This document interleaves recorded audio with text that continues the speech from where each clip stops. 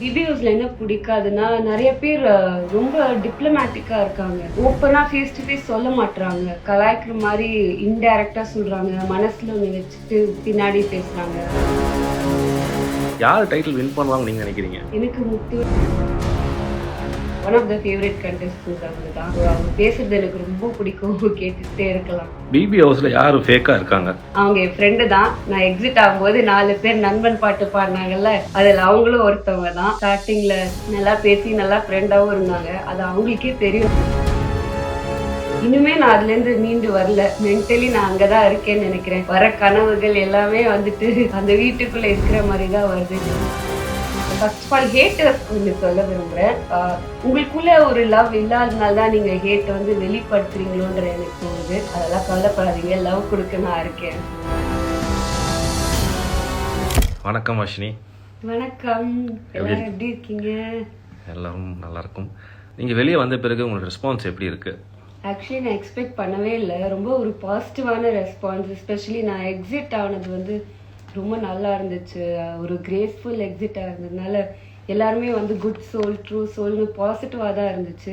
கொஞ்சம் ஹேட் கமெண்ட்ஸும் இருந்துச்சு. பட் ஒரு 70% நல்ல ரெஸ்பான்ஸாக தான் இருந்துச்சு. அமேசிங்.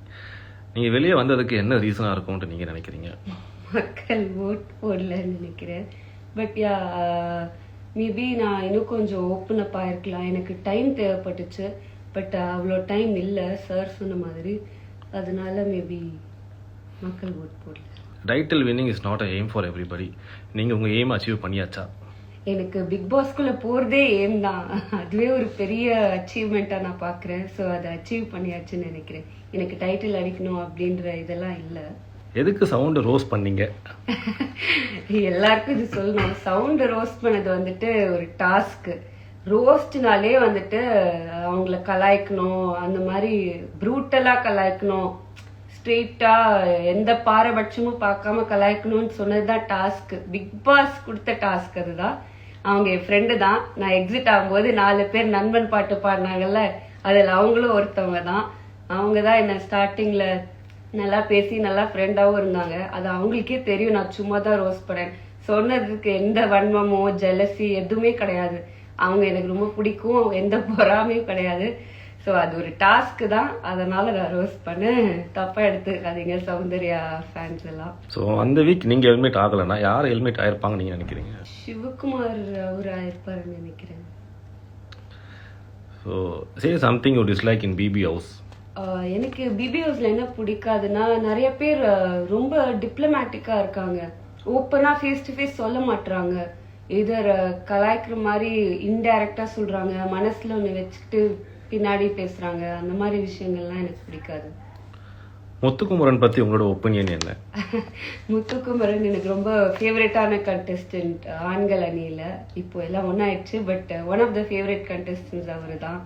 ஸோ அவர் பேசுறது எனக்கு ரொம்ப பிடிக்கும். கேட்டுகிட்டே இருக்கலாம். ஸோ நிறைய கமெண்ட்ஸ் வந்து அந்த ஸ்கூல் டாஸ்க் பிரின்சிபல் கேரக்டர் சூப்பராக பண்ணியிருந்தீங்க நிறைய பேர் சொல்கிறாங்க. Thank you thank you. யார் டைட்டில் வின் பண்ணுவாங்க நீங்கள் நினைக்கிறீங்க?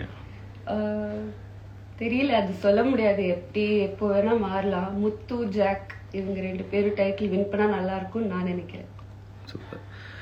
அருண் பற்றி உங்களோட ஒப்பீனியன் என்ன? Very sweet guy. என் பிரின்சிபல் இருக்கும்போது அந்த வைஸ் பிரின்சிபல் சூப்பரான ஒரு கெமிஸ்ட்ரி எங்களுக்குள்ள இருந்துச்சு. ரொம்ப கம்ஃபர்டபுளாக இருந்துச்சு அவங்க கூட ஒர்க் பண்ணுறது. ஸோ அந்த டைமில் டாஸ்கில் ஒரு கோஸ்டார் மாதிரி தான் நான் பார்த்தேன். ஸோ ரொம்பவே கம்ஃபர்டபுளாக ரொம்ப சார்மிங்காக நல்லா பண்ணியிருந்தாரு. பிபி ஹவுஸில் யார் ஃபேக்காக இருக்காங்க? ஃபேக்கு ஒவ்வொருத்தர் ஒவ்வொரு பாயிண்ட் ஆஃப் டைம்ல வந்துட்டு ஃபேக்காக இருக்கிற மாதிரி இருக்கும். இவங்க ஃபேக் அப்படின்ற பட்டத்தை நம்ம கொடுக்க முடியாது. ஏன்னா சிச்சுவேஷன் அந்த ஏற்ற மாதிரி அவங்க அப்படி இருக்காங்க. உங்களுக்கு பிடிச்ச கண்டஸ்டன்ட் யார்?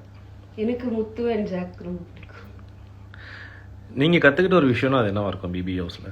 ஆக்சுவலி நான் யாருன்றதை நான் கற்றுக்கிட்டேன். ஓரளவுக்கு எனக்கு தெரியுன்றதை நான் நினச்சிட்டு ஒரு இமேஜ் ஒன்று இருந்துச்சு. பட் வெளியே வந்தோடனே ஒரு நியூ டைமென்ஷன். அது ஒரு தனி உலகம் பிக் பாஸ்ன்றது. இனிமே நான் அதுலேருந்து மீண்டு வரல. மென்டலி நான் அங்கே தான் இருக்கேன்னு நினைக்கிறேன். வர கனவுகள் எல்லாமே வந்துட்டு அந்த வீட்டுக்குள்ளே இருக்கிற மாதிரி தான் வருது. நேற்று கூட அப்படி தான் இருந்துச்சு. ஸோ அந்த ரியாலிட்டிக்கு வர டைம் ஆகுது. பட் நிறையா நான் யாருன்றது உணர முடிஞ்சிச்சு. ஸோ டாப் 5 கண்டஸ்டன்ஸ்னால் யார் யார் வருவாங்க நீங்கள் நினைக்கிறீங்க? என்னோட கணிப்பு படி முத்து, ஜாக், விஷால், அப்புறம் ரயான்,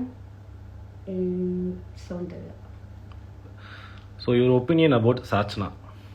சாச்சனா அவங்க ஆக்சுவலி அவங்க சின்ன பொண்ணு, பட் சம்டைம்ஸ் அவங்க டக்குன்னு ரியாக்ட் பண்ணுறாங்க. பட் அவங்க ஆக்சுவலி கொஞ்சம் மெச்சூர்ட் தான். அவங்க கரெக்ட் மெச்சூர்ட் அண்ட் இமெச்சூர் ரெண்டுமே அவங்களுக்குள்ள இருக்கு.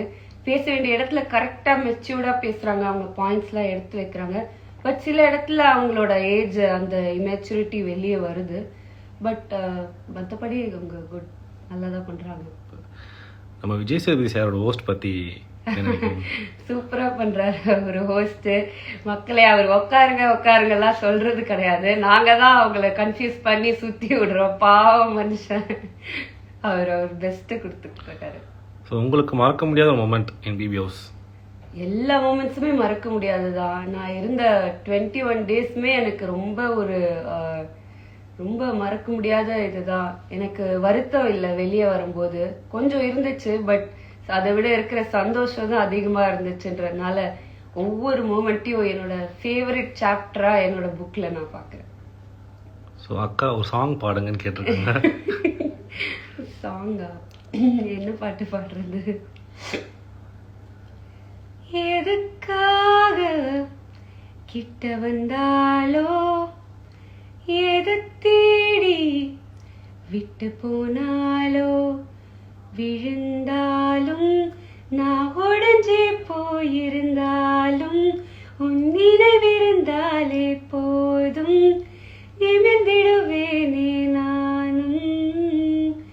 அடக்காதல் என்பது மாயவலை, சிக்காமல் போனவன் யாரும் இல்லை. அவ்வளவுதான். உங்க வாய்ஸ் கியூட்டா இருக்குன்ட்டு கமெண்ட்ல வந்துருக்கு. மக்களுக்கு என்ன சொல்ல விரும்புறீங்க? மக்களுக்கு ஃபர்ஸ்ட் ஆஃப் ஆல் ஹேட்டர்ஸ்க்கு ஒன்று சொல்ல விரும்புறேன். உங்களுக்குள்ள ஒரு லவ் இல்லாதனால தான் நீங்க ஹேட் வெளிப்படுத்துறீங்களோன்ற எனக்கு தோணுது. அதெல்லாம் கவலைப்படாதீங்க, லவ் கொடுக்க நான் இருக்கேன். So spread love. அண்ட் எனக்கு ஓட் போட்டு சப்போர்ட் பண்ண மக்களுக்கு எல்லாருக்கும் கோடி நன்றிகள், ரொம்ப நன்றி. நான் செகண்ட் வாரத்திலேயே வெளியே வந்துட்டு இருப்பேன்னு நினைச்சேன். இன்னும் ஒரு வாரம் தள்ளி வச்சதுக்கு ரொம்ப நன்றி. நிஜமாவே ரொம்ப சந்தோஷமா இருக்கு. எஸ்பெஷலி வெளியே வந்தோடனே நீங்க கொடுக்குற அன்பு, அதை நான் ஒரு போஸ்டாவே போட்டிருந்தேன். நன்றி, தேங்க்யூன்ற ஒரு போஸ்ட். அவ்வளோ கிராட்டிடியூட் இருக்கு எனக்கு. தேங்க்யூ ஸோ மச் எல்லாருக்கும், ரொம்ப ரொம்ப நன்றி. தேங்க்யூ.